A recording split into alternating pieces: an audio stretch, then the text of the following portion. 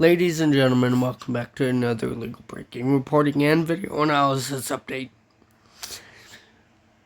In an encrypted group chat, National Guard members are rightfully, legally, and constitutionally speaking out against Trump's attempts to deploy the National Guard. Let's get into this reporting read by an automated voice. So we will be taking a look, a read, and a listen in this breaking reporting. Let's get into it. Before we begin, please like, comment, share, subscribe, and enjoy. A place for some National Guard members in Ohio to work out how they're feeling as they have watched President Trump deploy troops to several U.S. cities. NPR's Kat Lonsdorf heard about that chat and traveled to Ohio to meet some of the members. Shortly after Trump took office earlier this year, Jay started feeling very unnerved about the president's executive orders surrounding the military. I got with some people that I knew were like-minded, and then they knew some other people, and we decided that a chat, like a place that we could express these things with people that are feeling the same way. We're only identifying Jay and other National Guard members in this piece by their first initials because they fear retribution for speaking to the media. Jay went to A member of his unit in Ohio, and brought up the idea of an encrypted chat. We're on there every day, sharing information, news articles, whatever. And it's not even necessarily expressing opinions or anything. It's just expressing questions about things that come out, right? We needed something to be able to talk to each other. That's C, also a member of the same unit, also in the chat. The four of us are sitting in a tiny study room in a public library in suburban Ohio. Did it just kind of start growing a little bit? How many people are in it now? It's 10 or 12? 12. And was there a vibe shift at some point where people were kind of looking at what was happening with these National Guard deployments and saying, wait a minute? I really went to a dark place when they sent the troops to LA and then eventually DC and now Chicago. Every time I see that, it's just this is just not what any of us signed up for. And I just wonder who's gonna stand up to this, All three of these Guard members have served for years, even decades. The concern about being sent out on one of these deployments is legitimate. Ohio's Republican Governor Mike DeWine has said he will send troops to other states. There are around 150 from Ohio in D.C. right now. That voluntary directive has come to this unit. None of these three have taken it. They point out it's hurricane season, usually when National Guard members are thinking about deployments to help in the aftermath of a storm. Those are the moments a lot of members of the National Guard live for. They're able to go into these other areas and maybe provide a little bit of assistance during these tough times. But instead we have DC come across our desk anybody want to go to this? And no one raises their hand. Well, what exactly are we going to be doing? Are we going to have leave? And those answers aren't very clear. They say they've tried to raise these questions further up the chain of command. We were concerned. We asked the question. We got a kind of a poo-poo, I will say. And for me, it's just, I don't let them off the hook. In response to NPR, Pentagon Press Secretary Kingsley Wilson said that the Pentagon is confident in the National Guard and, quote, their collective ability to carry out any and all orders by President Trump. In D.C., where more than 2,000 troops have been deployed for months, Guard members are largely patrolling the streets. But Jay says that bothers him. People who don't see people in uniform every day, you send 50 of them out to walk their street, it's going to send a message, even if they're not doing anything. They also say it's the continued and increasingly hostile rhetoric around the deployments that has them worried. In cities like Portland or Chicago, the Trump administration has said troops are needed to quell unrest and protect federal immigration facilities and officers. Federal judges and local governments have disagreed. Those deployments are tied up in court. And the administration has publicly talked about using the National Guard to help with immigration enforcement, something broadly illegal under U.S. law.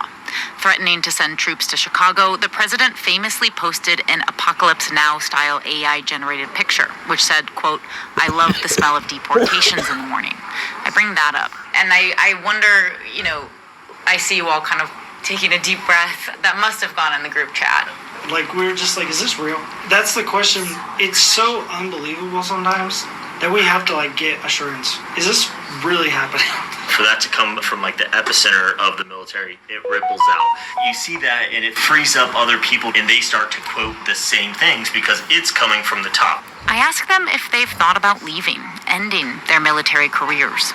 I would get out if I could. The only reason I want to finish my current contract is just because I feel like there's weight to what I do and say right now, and I just want to use that to do some good. If for some reason this became so unbearable that I was like, I have to get out of the military, then you are a cog in a machine. So I get taken out, someone else is just going to be put in. I like the idea that I can make a difference within my 6 feet. And if there's enough of us in a military organization, I think that's enough to make a bigger difference than what we realize. So to be clear, not every engagement I've ever done, every deployment I ever have been on, I've agreed with, but that's what the apolitical military is, right? You go when you're asked and you're called when it's legal and lawful. But right now, how I'm feeling, lots of therapy has taken me to the point where at least I could be okay if I have to say goodbye. That sucks. And the things on my mind are, what is my line that I won't cross? What am I prepared to give up? Is this tarnishing my service? Is it undoing everything I thought I was fighting for? Because I spent a lot of time being really proud of my military career and my service, just to watch it possibly go up in flames. Yeah, thank you for sharing that, because I can imagine that's really hard, and it seems like maybe you don't even really have the answers to those questions yet. I know what my line is. I am a cog, right? Like, somebody else can replace me, so that's why I'm sitting here. I'm okay if I have to go, if I'm asked to go, I have a way, but right now I gotta stay and do the good I can because the person behind me might not. Conversations like this aren't just happening here in this public library in Ohio. They're happening all over the country. In the military culture, it's really easy to feel like if you have questions or dissent, that you're the only person who thinks that. Brittany Ramos de Barros is the director of About Face, a nonpartisan nonprofit made up of current service members and post 9/11 veterans to be a resource for those who might be questioning their deployments. The group has started an information campaign specifically targeting members of the National Guard around the country, flyers, posters, billboards, encouraging them to reach out if they're having doubts. She says more than 100 have so far. We take very seriously making sure that people do understand what they could be facing if they follow their conscience. But the thing we also help people think through is, what is the cost of not following your conscience? And because as Iraq and Afghanistan vets in particular, many of us are living with that cost every day. De Barros is a combat veteran who deployed to Afghanistan. She says she believes the patrols in U.S. cities are sending a message. In Afghanistan, we used to regularly carry out what are called presence patrols, where there was no purpose or mission other than to be present in the space and normalizing that we were there and letting people know, oh, if you act up, we're here and we're watching. NPR reached out to the White House for comment on this story. Spokesperson Abigail Jackson asserted that Trump's deployments are lawful and necessary to, quote, protect federal assets and personnel following violent left-wing riots. Back in that library room in Ohio, as we're wrapping up our conversation, I ask all 3 Guard members if they have a final thought. I swore an oath to the Constitution, not a person.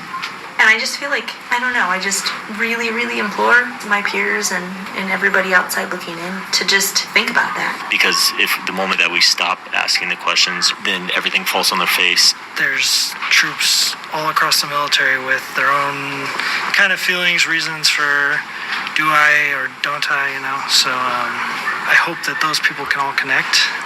One way to do that, start a group chat. Kat Lonsdorf, NPR News, Ohio. Ladies and gentlemen, honestly, I agree. I agree with, Live from NPR News in Washington, I'm Rylan. I agree with these gentlemen, or these, National Guard, soldiers from now not only Ohio, but not only Illinois, but Ohio. I'm just proud. It makes me proud knowing that people are speaking out, especially these National Guard soldiers, and military personnel because of the bullshit and the chaos that Donald Trump is inflicting and inciting. Ladies and gentlemen, if you did enjoy this legal breaking reporting and video analysis update, please firstly like, comment, share, subscribe, and enjoy. And as always, please look out for my next legal breaking reporting video analysis update.